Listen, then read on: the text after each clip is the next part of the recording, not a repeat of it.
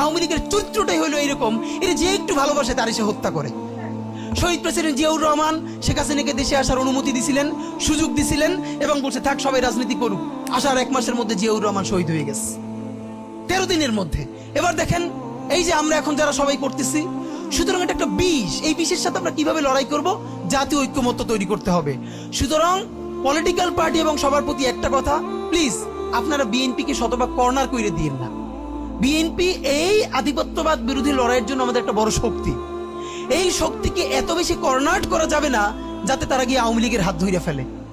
তারা যদি আওয়ামী লীগের হাত ধরে ফেলে তাহলে লড়াইটা তো আমাদের জন্য আরো কঠিন হয়ে যাবে। বরং বিএনপির প্রতি আমাদের চ্যালেঞ্জ হলো, যেই বিএনপি বাকশালী সংবিধানের প্রতি প্রেম দেখাবে, তারে শহীদ জিয়ার ছবিটা সামনে আইনে বলতে হবে যে এই বাকশালী সংবিধান তো জিয়াউর রহমানই ছুঁড়ে মারছিল। বেগম জিয়া বলেছেন এই সংবিধানকে ছুঁড়ে ফেলা হবে। ওমা এখন বেগম জিয়ার চেয়েও নতুন বিএনপি আসছে, বেশি প্রেমের বিএনপি।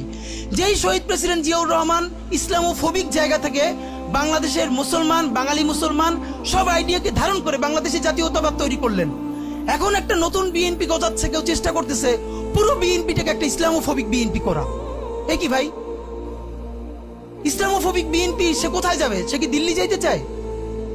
আমরা আমাদের প্রথম চ্যালেঞ্জ হলো স্বাধীনতা সার্বভৌমত্ব রক্ষার স্বার্থে এই বিএনপিকে শহীদ জিয়ার কাছেই রাখতে হবে, এই বিএনপিকে বেগম জিয়ার কাছেই রাখতে হবে। নাম্বার 2, আমাদের সামনের নির্বাচনে ম্যান্ডেট কি হবে এইটা সুস্পষ্ট। জুলাই সনদের ভিত্তিতে যদি নির্বাচন না হয়, এই নির্বাচন আপনারা চাইলে করেন, আমরা কেউ ভোট দিতে যাব না। নাম্বার 3, সেই নির্বাচনের পরে সংসদের ম্যান্ডেট কি হবে? সংসদে জুলাইয়ের বর্তমান সনদে যেটা স্বাক্ষরিত হবে সবার ঐক্যমত্যের ভিত্তিতে, এটা নির্বাচনের আগে মানে সংবিধান সংশোধন করা ছাড়াই অধ্যাদেশের বলে বলে যেটা করা সম্ভব সেটা আগেই করে ফেলতে হবে এবং তাকে দিয়ে নির্বাচন করাইতে হবে। এবং আমাদের বিএনপির বন্ধুরা বলছেন 2 বছর সময় নিয়ে তারা সংসদে এইগুলো পাশ করাবেন। 2 বছর চলবে না, সর্বোচ্চ সময় 6 মাস। সংসদের প্রথম 6 মাসের মধ্যে জুলাই সনদের সমস্ত কথাগুলো সংবিধান ইনকর্পোরেট করতে হবে। যদি পারেন নতুন সংবিধান করতে হবে, নতুন সংবিধান করতে না পারলে এইটার মধ্যে ইনকর্পোরেট করতে হবে। রাজনৈতিক বিভাজনের ফাঁকে একমাত্র সমস্ত সুবিধা নেবে ফ্যাসিবাদ, ফ্যাসিবাদের শক্তি এবং আওয়ামী লীগ। আমরা আমাদের জীবন থাকতে বাংলাদেশের মাটিতে ভারতীয় আধিপত্যবাদ থেকে শুরু করে আর কোনো বিদেশি আধিপত্যবাদ, হাসিনা এবং ফ্যাসিবাদকে মেনে নিব না।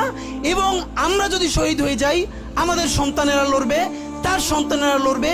কিয়ামত পর্যন্ত বাংলাদেশ নামক জমিন যতদিন বেঁচে থাকবে ততদিন পর্যন্ত আজাদির সন্তানেরা লড়াই করবেই করবে। ইনকিলাব জিন্দাবাদ।